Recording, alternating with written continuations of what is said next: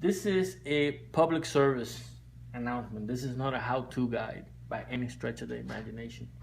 I just installed this passenger peg bracket into the 2015 Sportster Iron, and all the Sportster frames are pretty similar. I'm assuming, I'm not a Harley expert, but from a layman's perspective, let me just share this with you. There's no video on how to do this on YouTube that I found. And there were some discussions on the forums about removing the brake master cylinder.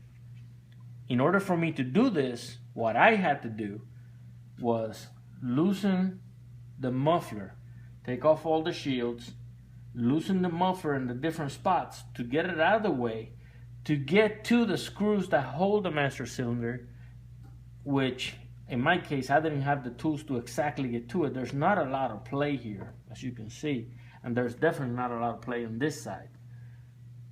That was the way I had to do this. I had to loosen up this muffler to get to this thing to be able to take it out. This is the old bracket that was holding the master cylinder in place, and the instructions calls for it to be removed and discarded. You never throw stuff like this away, but I was successful in putting this in place. Tightened it pretty hard. Didn't feel I needed Loctite. I put a lot of torque in these things to hold them in place.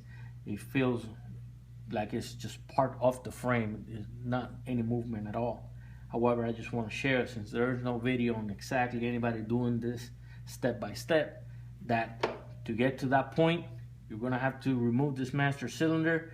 But to do that, you may have to loosen this muffler to be able to get in there, get some wiggle room, and be able to work that out. So the other side is a piece of cake. There's no explanation needed for that. Thank you.